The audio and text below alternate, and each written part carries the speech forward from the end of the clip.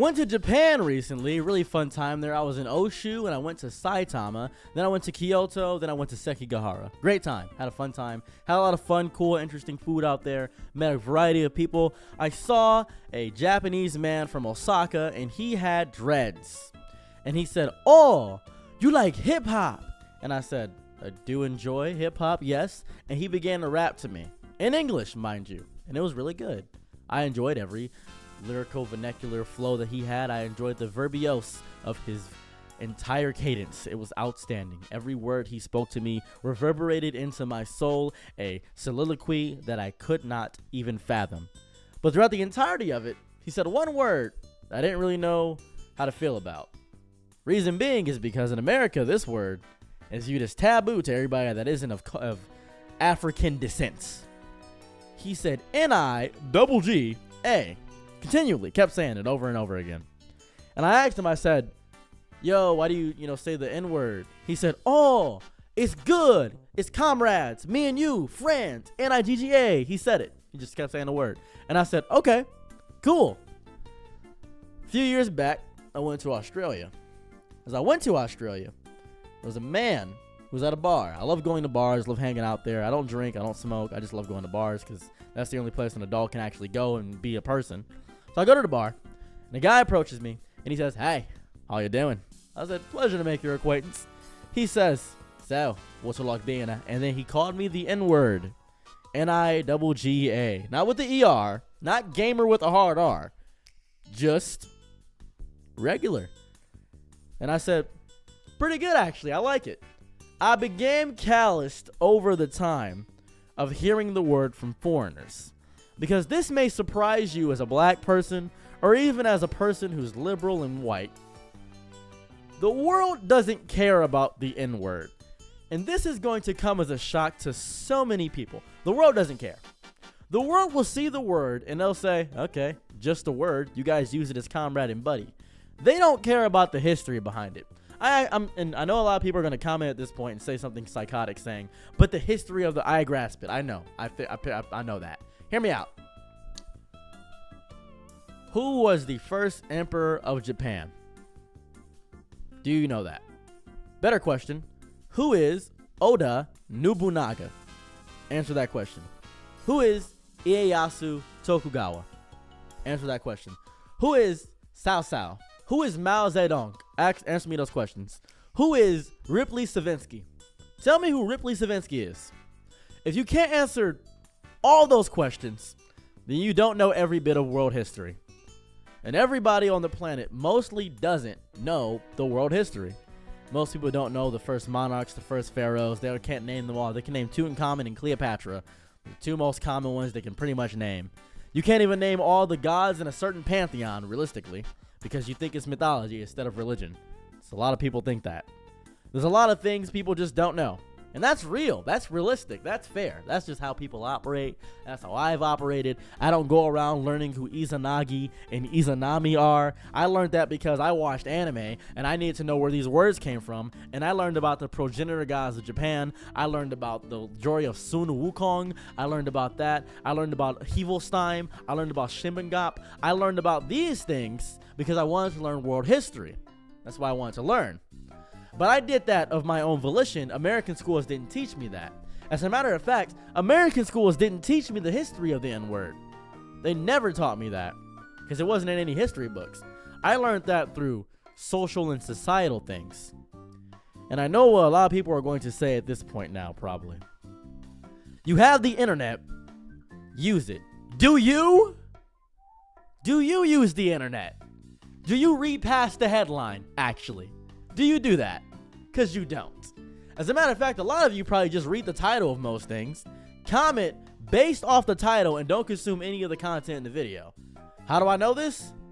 90% of my audience does that. That's 90%. That's just fair. That's just 90%. And if you're some of the people that don't do it, good. I'm not talking about you.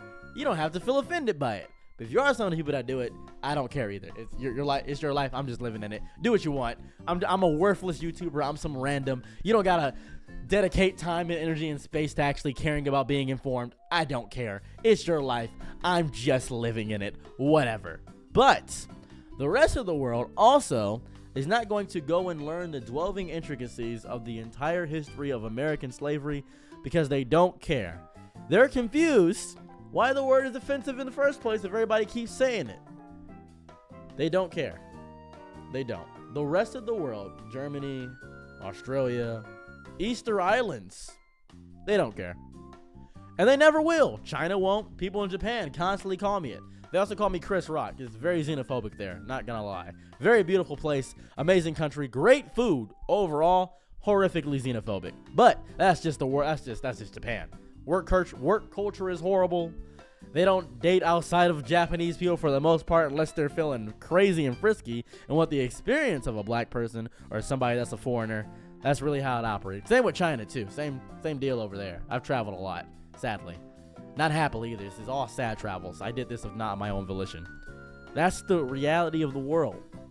And a lot of people are going to tell me all the time. They always tell me this. Well, they can learn. They can learn. But will they care? You gotta ask yourself that question. Will they genuinely care? Imagine, if you will, for one moment, that an American Caucasian person said, I do not like when you call me the word cracker, right? They don't like it. They don't like being called saltine Americans, mayo sapiens. They don't like being called cum crickets. They do not enjoy being called vanilla gorillas. They hate it. They hate being called children of the chalk, useless crayon. They hate it so deeply. Every time you call them one of these phrases, every time you call them something of that variety, they hate it. Acetaminophen agents, they hate it. Oh my goodness. Goose Goblin? Oh my God. Ghost? Michael Jackson? They hate it. They really hate it. But you just keep doing it. Do you respect them? Or do you say, nope, because you oppressed my people for so long. Now, you could use that. You could say that and make them feel guilty for something they weren't a part of, but something they benefit from. You could do that 100%. Or you could just chill out for like 20 seconds and realize that this individual doesn't like the words. You can stop saying it's that individual. You can just chill out. Most people are deeply disrespectful to people they have no idea about. They have empathy for people going through tragedy because they've been through tragedy, but people they don't know, more often than not, they won't know about. And the most of the world, majority of it, isn't constantly thinking about the struggles of black people, isn't constantly thinking they can't say the N-word, because in Australia, there's no social justice rallying there. There's no real white guilt in Australia. They're not American.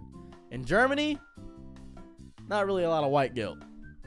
Russia, there's nothing but white pride. I'll tell you that right now.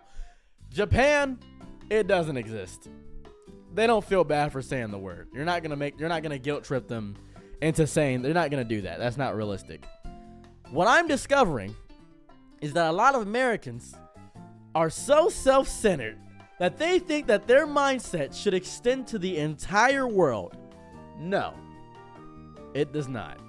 The rest of the world doesn't care about the N-word. The rest of the world still doesn't care about gay people. The rest of the world still doesn't care about trans people. But you have to care about yourself. That's important. The world doesn't care about you, so it's your duty to care about yourself. You're trying to convince the world of your existence. You're trying to convince the world that something is offensive, but you have to convince yourself to be here first. You probably don't know what I mean by that, and I refuse to explain that right now because my leg hurts. I got into a car crash. It's hard to stand right now. I apologize. It is very important to actively acknowledge the rest of the world and realize that you are a small factor in the entire grasping of it. You're a small piece of this, dude.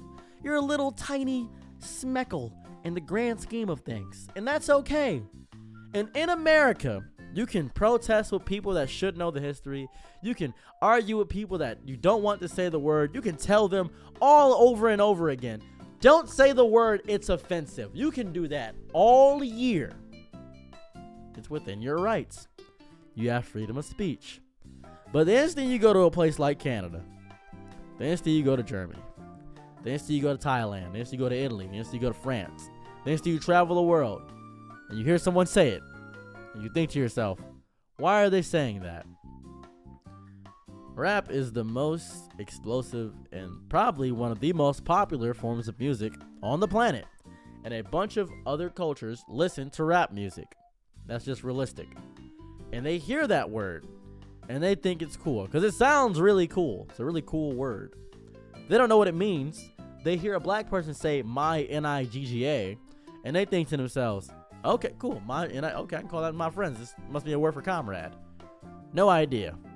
No idea. And the rest of the world does not care about the N-word. The rest of the world will not care about the N-word. The rest of the world will not care about you. And that's okay. Because you can't convince the world of your existence. You can't convince the world that it's offensive. You can't even convince yourself to get up out of bed every morning, dude. What's wrong with you?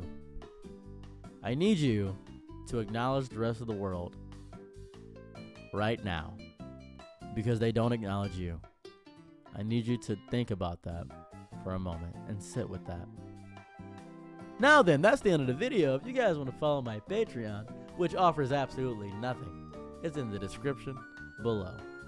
Also, if you guys want to help me out with my GoFundMe, and my GoFundMe, I'm currently trying to get a car again because I got into a car crash. I got into 2 hit and runs back to back in the same time frame. It sucked. Hate every second of it. If you guys want to help me out, I'd appreciate it. If you don't want to, by all means, click off the video, go watch something else, have a great day. If you do want to help, I deeply appreciate it. It's in the pinned comment in the top.